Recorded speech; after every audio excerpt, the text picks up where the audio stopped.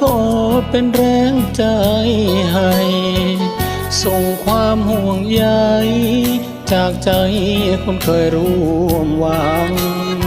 หัวน้องหักเขาสองเฮาจึงแยกกันยางหมดสิทธิ์ได้เดินเคียงข้างแต่ยังคือทอดบ่เศร้าเพื่อน้องบังเอิญเผชิญความมนมีความวุ่นวุ่นกวนใจจนทำให้เหงาต่อสายมาเด้อบ่ต้องอายเว้ากับแฟนเก่าเมื่อเธอยังมีชื่อเจ้าแม้เราเลิกกันนานปีหากเขาเป็นต่างอย่าลืมหาทางส่งข่าวแม้เพียงทุกเศษความเหงาอย่าเก็บไว้เด้อคนดีแม่นอีหลีอยู่บ่ข่าวมาว่าถูกแฟนย่ำยีเจ้าเสียน้ำตาหลายปีเพราะเขาเริ่มบ่ซื่อต่อใจห่วงเด้ออยากเจอแต่คงไม่เหมาะคือว่าละเนาะเรื่องของเขาบอกลาก้าวกายหากมือได้เขา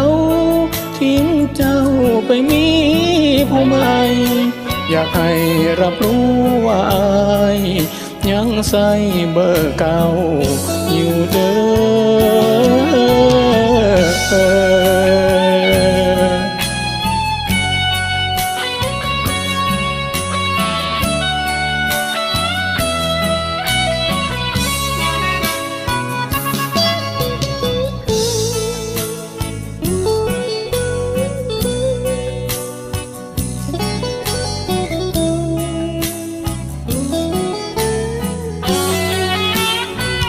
หากเขา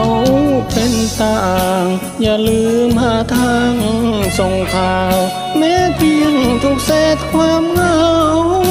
อย่าเก็บไว้เด้อคนดีแม่นอีหลีอยู่บ่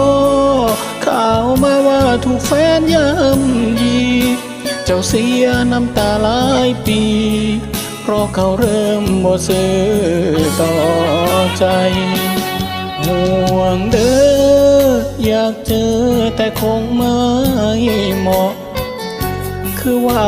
ละเนาะเรื่องของเขาบอกลาก้าวกายหากเมื่อได้เขาทิ้งเจ้าไปมีผู้ใหม่ให้เฝ้าโทรส่งข่าวอายยังใส่เบอร์เก่าอยู่เด้